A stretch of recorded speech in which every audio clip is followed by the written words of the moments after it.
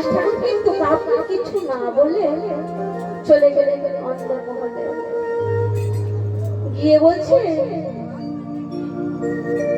গৌর হরি হরি নাম করছে, কিন্তু কিছু বললেন না। শিবাস ঠাকুর গিয়ে বলছে, মালিনী, ও মালিনী, তুমি কাঁদছো কেন?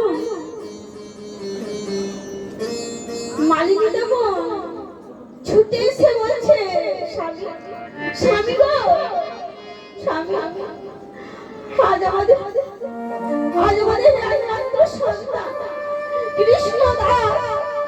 কি হয়েছে কৃষ্ণ দাস? বলো মালিনী। আজ আমাদের একমাত্র সন্তান কৃষ্ণ দাস বিয়ে হয়ে গিয়েছে। বলো না স্বামী, আমি এখন কি নিয়ে থাকবো, তুমি বলো না। শিবাস ঠাকুর বলছে,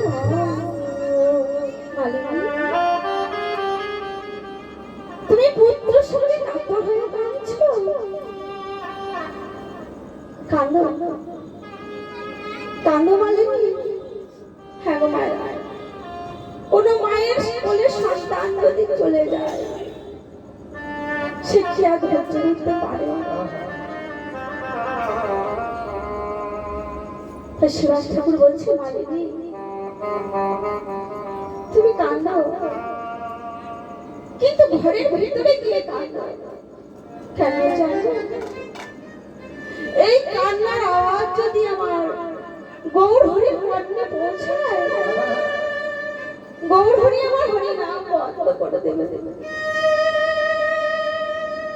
এমন সুধামাতা হরি নাম আর কি শুনতে পাই বা না পায়। তাই মালিনী, তুমি কাঁদতে যদি হয় ঘরের ভিতরে গিয়ে কাঁদো। এই বলে শিবাস ঠাকুর কিন্তু বাবা আবার হরিনামের যোগদান। এদিকে গৌর হরি কিছুক্ষণের জন্য হরিনাম বিরত রাখলেন।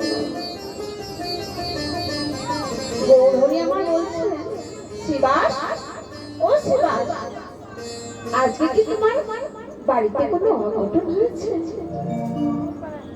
শিবাস ঠাকুর বলছে, না তো প্রভু, আজ তো আমার বাড়িতে কিছু হয়নি। গৌর হরি বলছে, কিন্তু শিবাস, অন্যান্য দিন হরিনাম করি আমি আনন্দ পাই, কিন্তু আজ আমি আনন্দ পাচ্ছি না কেন? হ্যাঁ গো বাবা, যিনি বিশ্ব ব্রহ্মাণ্ডের মালিক সে কি জানতে পারছে না শিবাস ঠাকুরের আগে কি হয়েছে? সে সবই তো জানতে পারছে। প্রভু শিবাস ঠাকুরকে বলছে, ও শিবাস, তুমি বলো না শিবাস, তোমার কি হয়েছে তুমি বলো। শিবাস ঠাকুর বলছে না। কেন বলছে না গো? যে এত সুন্দর একটা হরিনামের আয়োজন হয়েছে, আমি যদি বলি হরিনামটা বন্ধ হয়ে যাবে। তাই শিবাস ঠাকুর কিছু বললেন না।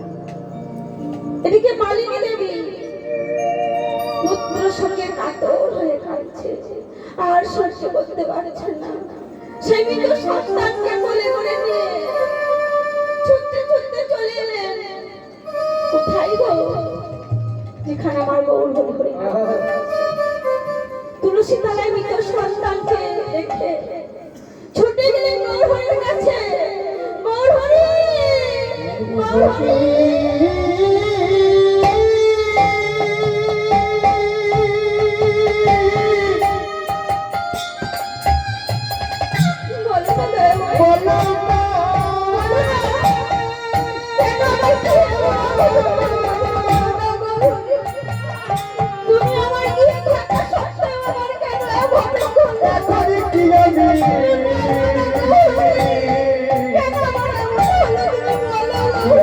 Thank you.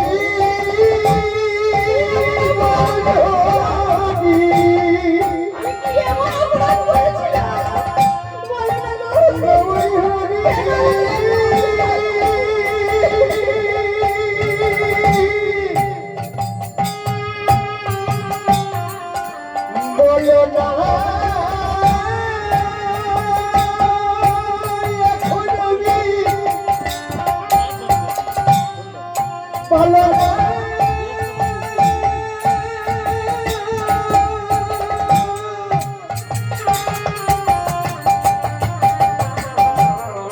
এখন আমি কি